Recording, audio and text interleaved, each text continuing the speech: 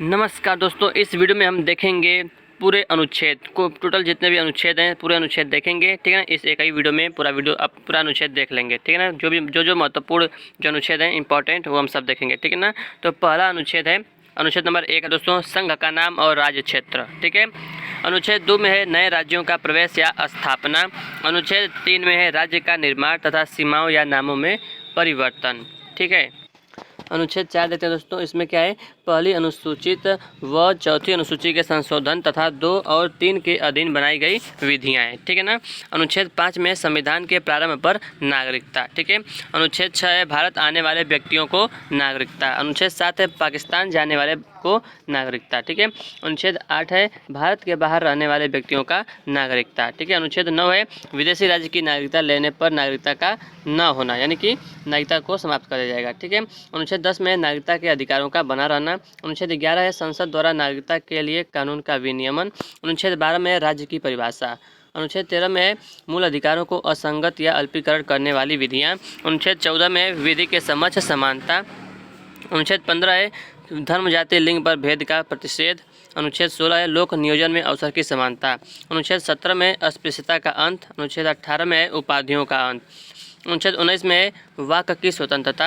अनुच्छेद 20 में है अपराधों के दोष सिद्धि के संबंध में संरक्षण। अनुच्छेद 21 में है प्राण और दैहिक स्वतंत्रता। ठीक है, अनुच्छेद 21 क में है 6 से 14 वर्ष के बच्चों को शिक्षा का अधिकार। अनुच्छेद 22 में है कुछ दशाओं में गिरफ्तारी से संरक्षण। अनुच्छेद 23 में है मानव के दुर्व्यापार और बालाश्रम है ना, बालाश्रम। अनुच्छेद 24 में है कारखानों में बालक का नियोजन का प्रतिषेध। ठीक है, अनुच्छेद 25 में धर्म का आचरण और प्रचार की स्वतंत्रता। अनुच्छेद 26 में है धार्मिक कार्यों के प्रबंध की स्वतंत्रता। अनुच्छेद 29 में है अल्पसंख्यक वर्गों के हितों का संरक्षण। अनुच्छेद 30 में शिक्षा संस्थाओं की स्थापना और प्रशासन करने का अल्पसंख्यक वर्गों का अधिकार। अनुच्छेद 32 में अधिकारों को प्रवर्तित कराने के लिए उपचार। अनुच्छेद 36 में है परिभाषा। ठीक है ना, राज्य की परिभाषा है। और अनुच्छेद 40 में ग्राम पंचायतों का गठन। अनुच्छेद 48 में कृषि और पशुपालन संगठन। 48 क में है पर्यावरण वन तथा वन्य जीवों की रक्षा। 49 में है राष्ट्रीय स्मारक स्थानों और वस्तुओं का संरक्षण।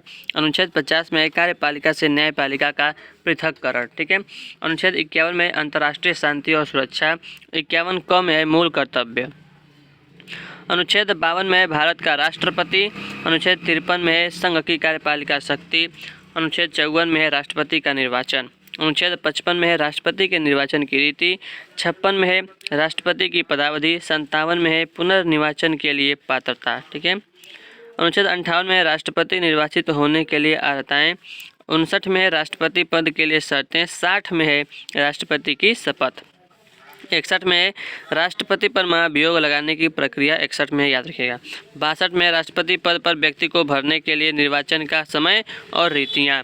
अनुच्छेद 63 में भारत का उपराष्ट्रपति। ठीक है, भारत का राष्ट्रपति दोस्तों याद रखिएगा, राष्ट्रपति के अनुच्छेद 52 में है।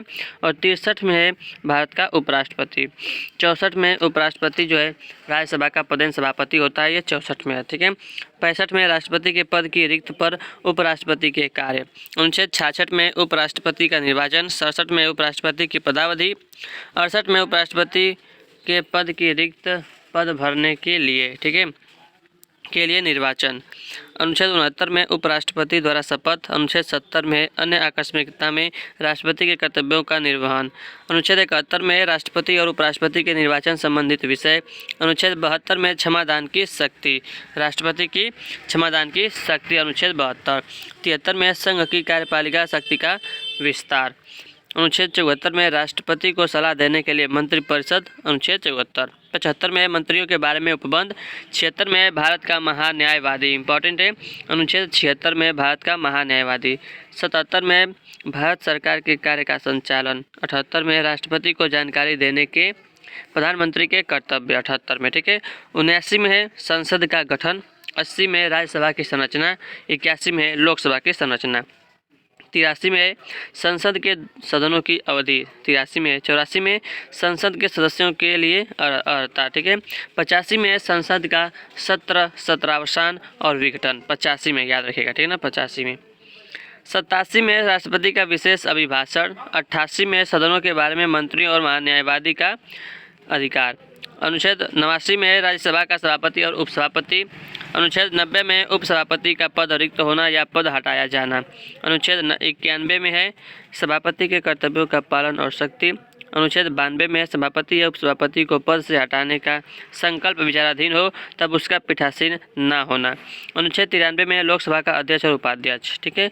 94 में अध्यक्ष और उपाध्यक्ष का पद रिक्त होना।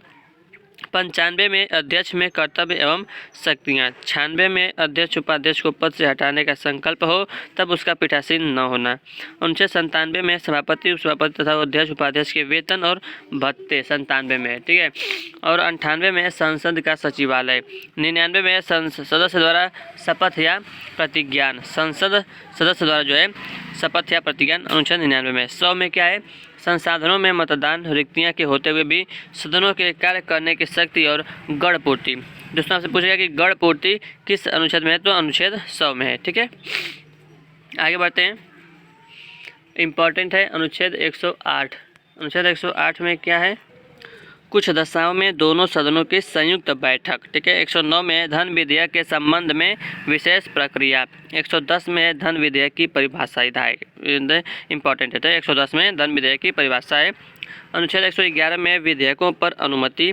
112 में है वार्षिक वित्तीय विवरण यानी कि बजट 112 में, ठीक है। 118 में प्रक्रिया के नियम। 120 में है संसद में प्रयोग की जाने वाली भाषा, 120 में, ठीक है। 123 में है, इंपॉर्टेंट है, संसद विश्रांति काल में राष्ट्रपति की अध्यादेश शक्ति, 123 में। 124 में उच्चतम न्यायालय की स्थापना और गठन, 124 में, ठीक है। न्यायाधीशों का वेतन है 125 में। 126 में कार्य मुख्य न्यायमूर्ति की नियुक्ति, ठीक है। और 127 में तदर्थ न्यायमूर्तियों की नियुक्ति। 128 में फ्रेंड्स क्या है, सेवानिवृत्त न्यायाधीशों की उपस्थिति। 129 में उच्चतम न्यायालय का अभिलेख न्यायालय होना, ये इंपॉर्टेंट है, एकदम मोस्ट इंपॉर्टेंट है। अभी जो है आर का एग्जाम होता है उसमें आया था ये, ठीक है ना। 129 उच्चतम न्यायालय का अभिलेख न्यायालय होना 129 में, ठीक है। 130 में उच्चतम न्यायालय का स्थान। 131 में उच्चतम न्यायालय की आरंभिक अधिकारिता। 137 में है निर्णय एवं आदेशों का पुनर्विलोकन, ठीक है। 143 में इंपॉर्टेंट है, 143 उच्चतम न्यायालय से परामर्श करने की राष्ट्रपति की शक्ति, 143। 144 में है सिविल एवं न्यायिक पदाधिकारियों द्वारा उच्चतम न्यायालय की सहायता। 148 में भारत का नियंत्रक महालेखा परीक्षक, 148 में। 149 में नियंत्रक महालेखा परीक्षक के कर्तव्य शक्तियाँ। 150 में है संघ के राज्यों के लेखन का प्रारूप। 153 में है राज्यों के राज्यपाल। 154 में राज्य की कार्यपालिका शक्ति। 155 में है राज्यपाल की नियुक्ति। 156 में राज्यपाल की पदावधि। 157 में राज्यपाल नियुक्त होने की अर्हताएँ। 158 में राज्यपाल पद के लिए शर्तें, ठीक है।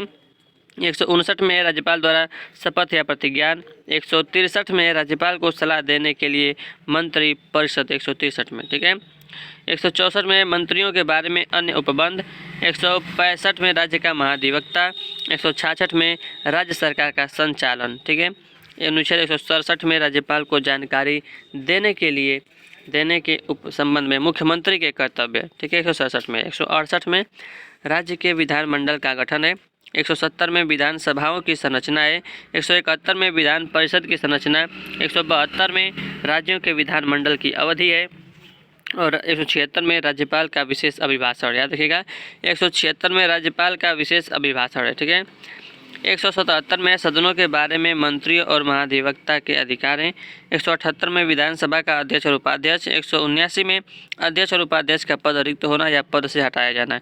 180 में अध्यक्ष के पदों के कार्य व शक्ति। 181 में अध्यक्ष उपाध्यक्ष को पद से हटाने का कोई संकल्प पारित होने पर उसका पीठासीन न होना। 182 में विधान परिषद का सभापति और उपसभापति। 183 में सभापति और उपसभापति का पद रिक्त होना, पद बताया गया, पद से हटाया जाना। 184 में सभापति के पद के कर्तव्यों का पालन व शक्ति। 185 में सभापति उपसभापति को पद से हटाए जाने का संकल्प विचाराधीन न होने पर उसका उसका पीठासीन न होना। 186 में अध्यक्ष उपाध्यक्ष सभापति और सभापति के वेतन और भत्ते। 187 में राज्य के विधानमंडल का सचिवालय, ठीक है। 188 में सदस्यों द्वारा शपथ या प्रतिज्ञान। 189 में सदनों में मतदान रिक्तियाँ होते हुए भी साधनों का कार्य करने की शक्ति और गढ़पूर्ति, 189। 199 में धन विधेयक की परिभाषा, तो राज्य वाला जो है, ठीक है। 200 पर विधेयकों पर अनुमति होगा, विधेयकों पर अनुमति। अनुच्छेद 202 में वार्षिक वित्तीय विवरण राज्य का जो बजट होता है वो, ठीक है। और 213 में विधानमंडल में अध्यादेश सत्यापित करने के लिए राज्यपाल की शक्ति। 214 में है राज्यों के लिए उच्च न्यायालय। 215 में उच्च न्यायालयों का अभिलेख न्यायालय होना। 216 में उच्च न्यायालय का गठन। 217 में उच्च न्यायालय न्यायाधीशों की नियुक्ति पद्धति शर्तें। 221 में न्यायाधीशों का वेतन, ठीक है। 222 में एक न्यायालय से दूसरे न्यायालय में न्यायाधीशों का अंतरण। 222 में 223 में एक कार्यकारी मुख्य न्यायमूर्ति की नियुक्ति। 224 में अन्य न्यायाधीशों की नियुक्ति। 226 में है कुछ रिट निकालने के लिए उच्च न्यायालय की शक्ति। 231 में 2 या अधिक राज्यों के लिए एक ही उच्च न्यायालय की स्थापना। 233 में जिला न्यायाधीशों की नियुक्ति। 241 में संघ राज्य क्षेत्र के लिए उच्च न्यायालय। 243 में पंचायत, नगर पालिकाएँ एवं सहकारी समितियाँ। 244 में अनुसूचित क्षेत्रों व जनजातीय क्षेत्रों का प्रशासन। 248 में अवशिष्ट विधायी शक्तियाँ। 252 में 2 या अधिक राज्य के लिए सहमति से विधि बनाने की संसद की शक्ति। 252 में 254 में संसद द्वारा बनाई गई विधियों और राज्यों के विधान मंडल द्वारा बनाई गई विधियों में असंगति। 256 में राज्यों की और संघ की बाध्यता। 257 में है कुछ दशाओं में राज्यों पर संघ का नियंत्रण, ठीक है। 262 में अंतर्राज्यिक नदियों या नदी दोनों के जल संबंधी विवादों का न्याय निर्णय। 263 में अंतर्राज्यीय विकास परिषद का गठन। 266 में संचित निधि। 267 में आकस्मिकता निधि। 269 में है संघ द्वारा उद्ग्रहित और संग्रहित किंतु राज्यों को सौंपे जाने वाले कर। 270 में संघ द्वारा इकट्ठे किए गए संघ और राज्यों के बीच वितरित किए जाने वाला कर है, ठीक है। अनुच्छेद 280 में है वित्त आयोग, इम्पोर्टेंट है। 281 में वित्त आयोग की सिफारिशें। 292 में है भारत सरकार द्वारा उधार लेना, ठीक है। 293 में है राज्य द्वारा उधार लेना, याद रखिएगा। 292 में भारत सरकार द्वारा उधार लेना, 293 में राज्य सरकार द्वारा उधार लेना, ठीक है। 300 क में है संपत्ति का अधिकार। 301 में है व्यापार, वाणिज्य और समागम की स्वतंत्रता। 309 में है राज्य की सेवा करने वाले व्यक्तियों की भर्ती और सेवा की शर्तें। अनुच्छेद 310 में है संघ या राज्य की सेवा करने वाले व्यक्तियों की पदावधि। अनुच्छेद 313 में है संक्रमणकालीन उपबंध। 315 में है संघ राज्य के लिए लोक सेवा आयोग। 315 316 में है सदस्यों की नियुक्ति एवं पदावधि। 317 में लोक सेवा आयोग के किसी सदस्य को हटाया जाना या निलंबित किया जाना। 320 में लोक सेवा आयोग के कृत्य। 323 क में है प्रशासनिक अधिकरण। 323 ख में है अन्य विषयों के लिए अधिकरण।